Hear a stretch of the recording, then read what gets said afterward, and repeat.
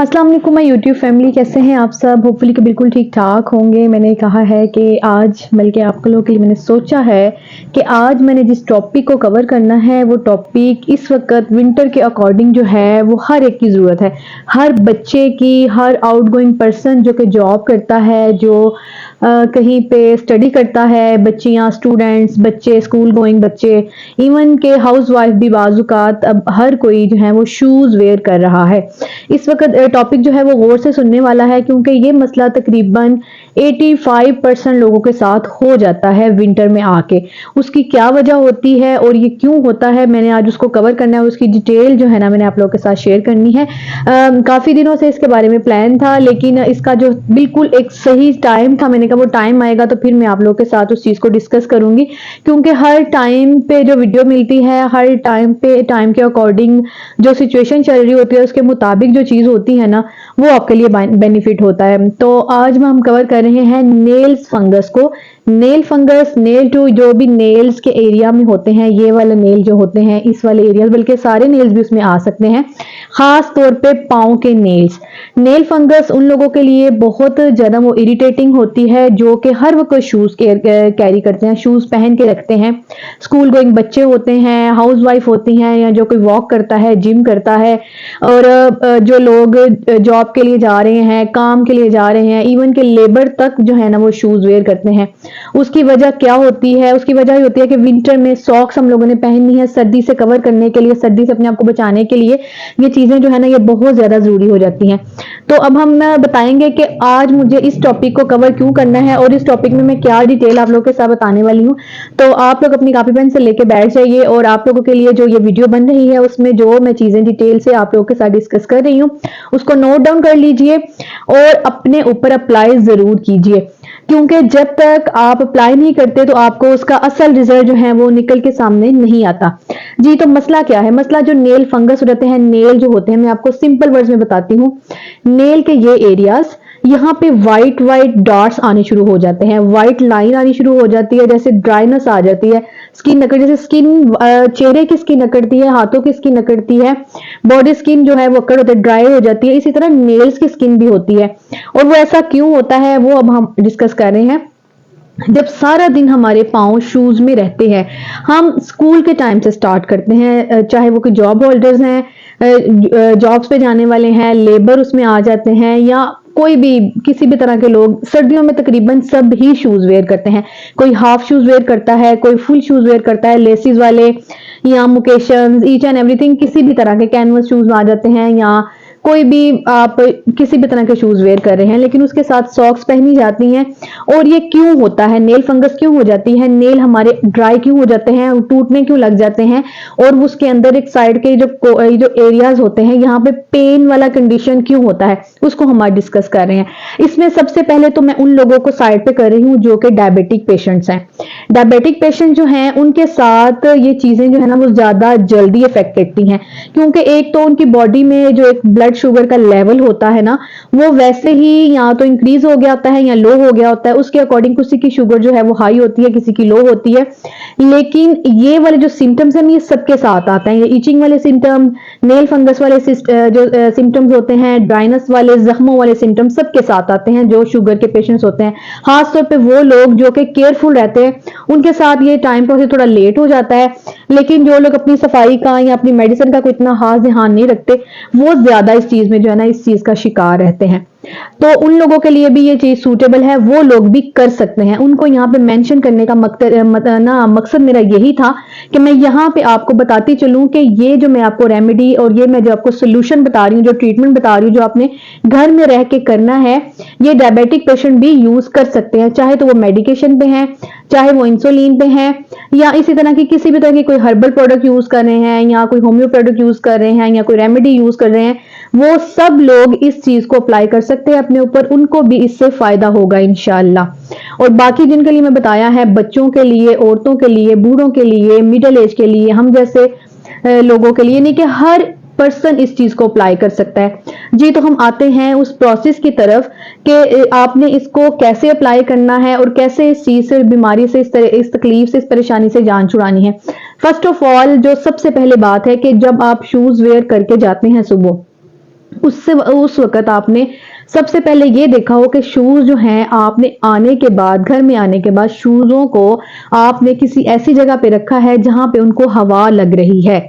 सबसे पहला स्टेप ये आता है कि शूज़ जो हैं वो आप जब उतारते हैं तो उसके अंदर या तो शू पाउडर यूज़ करें, अगर शू पाउडर आपके पास अवेलेबल नहीं है तो किसी ड्राई कपड़े के साथ उसको अच्छी तरह से अंदर से जो है ना उस ड्राई कपड़े के ऊपर एक आप ड्रॉप जो है वो डेटॉल का डाल दें और उसके साथ वो पूरा कपड़ा जो है ना वो शूज के अंदर आपने, जैसे ये फर्ज करें ये शूज है, आपने इसके अंदर सारा जो है ना वो कपड़ा उसके साथ लगाना है ताकि उसके अंदर पूरे दिन जो आपने शूज वेयर किए हैं जो पसीने से, स्मेल से, आपकी सॉक्स स्मेल से, आपके पाँव की जो स्मेल होती है, जो पसीना आने की वजह से स्वेट हो जाते हैं, शूज गीले हो जाते हैं, उनका एक मॉइस्चर जो है और उसमें जो जरासीम बन चुके हैं, जो जरासीम पैदा हो गए हैं वो डेड हो जाए। और उसके बाद जैसे आपने हल्का सा वो शूज को कपड़े से साफ करना है, आपने इसको किसी ऐसी जगह पे रखना है जहां पे उसको रोशनी भी मिल रही है, उसको हवा भी मिल रही है, उसके अंदर का जो सारा मॉइस्चर है, जो गंद है, जो डस्ट है, जो स्मेल है वो खत्म हो रही है।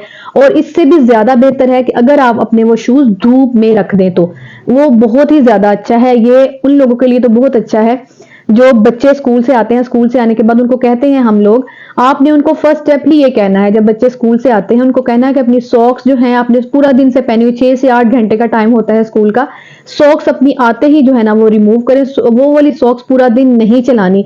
अक्सर क्या करती हैं माएँ या घर, बल्कि बच्चे ही अक्सर ऐसा करते हैं, वो पहने रखते हैं सॉक्स सारा दिन। इस तरह नहीं करना, वो वाली सॉक्स आपने उतारनी है। ये एहतियात के स्टेप हैं जो आपने सबसे पहले फॉलो करने हैं, इसलिए मैंने यहां से स्टार्ट किया है कि आप पहले एहतियातें सुने कि आपने ऐसा क्यों करना है और इसकी वजह क्या है और इसकी वजह से आगे बीमारी किस हद तक फैल रही है। जब वो सॉक्स रिमूव करेंगे, शूज को हवा लगने के लिए रखेंगे और उसके बाद फिर आपने अपने पाँव को वॉश करना है। वो आप जरूरी नहीं है कि आप किसी मेडिकेशन वाले पानी से या किसी फिल्टर पानी से किसी ऐसी चीज के साथ वॉश कर रहे हैं। आप सिंपल आपकी टैप में जो पानी आता है बस ये है कि वो फुल ठंडा नहीं होना चाहिए, हल्का सा वार्म होना चाहिए।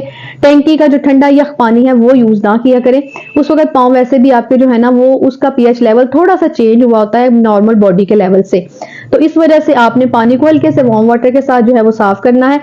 उसके बाद आपने अपने पाँव को, जिनके साथ ये मसला, ये सिर्फ एहतियात है उन लोगों के लिए जिनके साथ ये मसला नहीं है।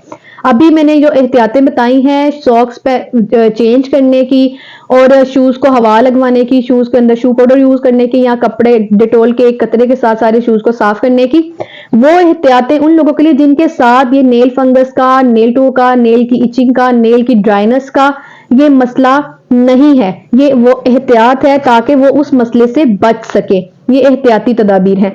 उसके बाद अब वो लोग आते हैं सेकंड स्टेप में, वो लोग आ रहे हैं जिनके साथ ये मसला चल रहा है। अब वो अपने आप को कैसे क्योर करें, अपने आप को कैसे इस बीमारी से बचाएं, अपने आप को कैसे इससे दूर रखें और इसका ट्रीटमेंट कैसे करें। इसमें डायबिटिक पेशेंट भी आ जाते हैं जिनके साथ ये मसला है, वो भी इसको कैसे सॉल्व कर सकते हैं जी। तो अब जिनके साथ मसला है उन्होंने क्या करना है, उन्होंने क्या करना है, डेली बेसिस पे काम आप रेगुलर करेंगे तो आपको रिजल्ट मिलेगा और आपकी इससे जान भी छूट जाएगी। डेली बेसिस पे आपने वार्म वाटर ले, एक छोटा सा टब अपने लिए यहाँ पे आप अवेलेबल कर ले घर में, कोई ऐसा जो आपके किसी के यूज में नहीं है, या अगर आप न्यू परचेज करना चाहते हैं वो आपकी अपनी मर्जी है। वो बाल्टी ले लें, टब ले लें, कोई बर्तन इस तरह सा ले लें जिसमें आपके दोनों फुट जो हैं वो पानी के अंदर, ये आपके फुट है इतना इतना कम से कम पानी में डीप होने चाहिए, यानी कि पानी के ऊपर 1 इंच तक हो के आपके पूरे पाँव जो हैं उसमें डीप हो उस पानी में। उस पानी को आपने कौन सा बनाना है, नीम गर्म पानी होना चाहिए वो, उसमें फटकड़ी डालनी है आपने, फटकड़ी आपने डालनी है पानी में, अच्छी तरह से वो पाउडर फटकड़ी वाला जो है मिक्स कर लेना है। उसके बाद आपने 15 से 20 मिनट के लिए अपने पाँव उस पानी में डीप करके रखने हैं। उसके साथ जो आपके पाँव के ऊपर जरासीम आए हुए हैं या जो वो जरासीम फैल रहे हैं वो अपनी जड़ें मजबूत कर रहे हैं आपके नेल्स के इन एरियाज में, सारी फिंगर्स पे भी हो सकता है, ओनली नेल्स पे ज्यादा स्टार्ट जो है वो पाँव के अंगूठों से ये स्टार्ट होता है, हाथों के अंगूठों से स्टार्ट होता है। अक्सर वो औरतें जो पानी वाले काम ज्यादा करती हैं या उनका कोई कुकिंग वाला इस तरह का काम होता है जो कि वो सारा दिन करती रहती हैं, या वो जेंट्स जो कुकिंग के एरिया से, कुकिंग के काम से जो हैं वो बिलोंग करते हैं, पकवान सेंटर के लोग होते हैं, या इस तरह के बार बार हाथ धो रहे हैं उसको ड्राई, अगर वो उसको ठीक तरह से हाइजीन का ख्याल नहीं रख रहे, पानी वो जो टॉवल यूज करें हाथ धोने के बाद वो रेगुलर बेस पे वॉश नहीं होता, तो आहिस्ता आहिस्ता वहां पे जब हम स्टे करने लग जाते हैं वो दोबारा आपके हैंड्स के ऊपर आते हैं, और आपके ये मसले जो है ना वो मजीद आगे बढ़ते जाते हैं। इसमें डेवलपमेंट ज्यादा तेजी से होती है क्योंकि गर्म जगह पे जरासीम ज्यादा फलते फूलते हैं बजाय इसके कि ठंडी जगह पे। इसलिए मैंने आपको एहतियात बताई है कि आपने पाँव रेगुलर बेसिस पे वॉश करने हैं। उस पानी में आपने 15 से 20 मिनट पाँव को वॉश करके डिप करके रखना है। अब आफ्टर डेट जब आपने पाँव उसमें डिप कर लिए हैं, अब आपने अपने पाँव बाहर निकालने हैं किसी अच्छे से खुशक साफ टॉवल के साथ। अपने पाँव को साफ कर ले। उसके बाद आपने क्या करना है, पाँव को खुशक जब आपने कर लिया है, अब आपके पाँव बिल्कुल खुशक हैं, पानी उसमें उसके ऊपर से बिल्कुल साफ हो चुका है। अब आप एक दफा सादे पानी के साथ अपने पाँव को धो ले, सादे पानी के साथ, नॉर्मल पानी, फिर दोबारा से बता रही हूँ ठंडा नहीं होना चाहिए, वार्म वाटर होना चाहिए। उसके साथ एक दफा दोबारा से अपने पाँव वॉश कर ले। उसको वॉश करने के बाद अब आपने क्या करना है, पायोडीन इतना आसान सोल्यूशन है, आपको इजीली मेडिकल स्टोर से मिल जाएगा। ब्लू कलर इसमें होता है, जो पायोडीन का कलर होता है वो थोड़ा सा ब्राउन और ब्लू से इस किस्म का जो है ना वो टेक्सचर छोड़ता है। अब जिनको इस तरह का मसला है कि वो कलर जो है ना वो वाला बर्दाश्त नहीं कर सकते, वो व्हाइट पायोडीन भी आती है मार्केट में, वो वाली ले लें, उसका कलर नहीं आता, ठीक है, लेकिन होनी पायोडीन ही चाहिए। पायोडीन आपने क्या करना है, एक ड्रॉप आपने यहाँ पे डाला, यहाँ पे डाला, यानी कि जो आपकी नेल्स की वेन, ये जो जड़ें हैं ना, इसके अंदर आपने एक एक ड्रॉप लगाना है। आपकी सारी फिंगर्स में है, पाँव की सारी फिंगर्स में है, आपने एक एक ड्रॉप डेली बेसिस पे उसके ऊपर लगाना है। आपने दिन में सिर्फ एक दफा ये काम करना है, रात के वक्त ये काम है। जब आपने पायोडीन लगा ली, अब आपने उसको खुशक होने देना है, ड्राई होने दे। जैसे ही वो ड्राई हो जाता है, उसके बाद सिंपल पेट्रोलियम जेली यानी कि वैसलीन, सिंपल वैसलीन आपने लेनी है, उसको हल्का सा अपने हाथों पे रब करें, अपने हाथों के ऊपर लगाएं, अपने पाँव के ऊपर लगाएं, ठीक है, और उसको थोड़ा सा 5 से 10 मिनट के लिए हवा लगने दें। जैसे आपके हाथों पाँव को थोड़ा सा एक नॉर्मल हवा लगती है, उसके बाद आप कोई पतली सी कॉटन की सॉक्स पहन सकते हैं। जो लोग सॉक्स उस वक्त नहीं पहनना चाहते, कोई इशू नहीं है, क्योंकि आपने वैसे भी बिस्तर में जाना है सोने के लिए, तो आप अगर सॉक्स वैसे भी उतार के सोना चाहिए, सॉक्स पहन के सोना नहीं चाहिए। लेकिन जिन लोगों को ज्यादा सर्दी की फीलिंग है वो कॉटन की सॉक्स, इस सारे प्रोसेस के बाद कॉटन की सॉक्स यूज कर सकते हैं, लेकिन बस दिन में एक दफा, और जिनके एक दफा ये प्रोसेस पूरा डन कर लिया करें। ये बताने में थोड़ा लंबा लग रहा है, लेकिन जब आप उसको अप्लाई करेंगे, करना स्टार्ट कर देंगे, 2 से 3 दिन में आप यूज टू हो जाएंगे और इसको आप लॉन्ग टाइम के लिए करते रहें। जिनके साथ ये मसला बहुत ज्यादा है उनको थोड़ा सा लॉन्ग टाइम के लिए करना पड़ेगा, और जिनके लिए मसला अभी स्टार्ट है या सिर्फ एहतियाती तदाबीर है, वो विदिन इन 1 वीक ही इससे क्योर हो जाएंगे इंशाल्लाह ताला। और आप लोगों को मेरा अगर ये सारा टॉपिक अच्छा लगा है तो प्लीज वीडियो को लाइक कीजिएगा, शेयर कीजिएगा मेरे लिंक को, और चैनल को जो न्यू व्यूअर्स हैं उनसे रिक्वेस्ट है कि वो सब्सक्राइब करके जाएं। आप सबकी वजह से ही मैं आपके लिए डेली बेसिस पे किसी ना किसी अच्छे टॉपिक पे वीडियो लेके आ रही हूँ। इसके अलावा अगर आप किसी को अपने किसी सिचुएशन और किसी प्रॉब्लम के लिए कोई सजेशन चाहिए, कोई चाहिए, तो वो वीडियो के नीचे कमेंट्स कर सकते हैं। मैं उससे रिलेटेड आपको वीडियो जो है पूरी डिटेल में बना के उसकी डिटेल आपके साथ शेयर कर दूंगी इंशाल्लाह, जहां तक मुमकिन होगा। जी अपनी दुआओं में याद रखें, और जो मैंने सारा प्रोसेस बताया है इसको दोबारा से, अगर किसी को समझ नहीं आई तो बैक करके रिवाइंड करके दोबारा से समझ लें, दोबारा से सीख लें, क्योंकि ये वीडियो आपके लिए हेल्पफुल साबित होने वाली है। और जितने लोगों के साथ ये मसला है, अगर वो एहतियात से ये करेंगे, डायबिटिक पेशेंट्स करेंगे, जितने रेगुलर जो बिल्कुल ठीक सेहतमंद लोग करेंगे, उन सबको इससे फायदा ही होगा। डेली बेसिस पे करना है, ये नहीं करना कि आपने 1 दिन कर लिया, 2 दिन कर लिया तो फिर आप कहें कि हमें फायदा नहीं हुआ, क्योंकि अगर आपका मसला लंबा है, डायबिटिक पेशेंट के साथ तो लगा ही रहता है ये मसला ना, तो उनको ज्यादा एहतियात की जरूरत होती है।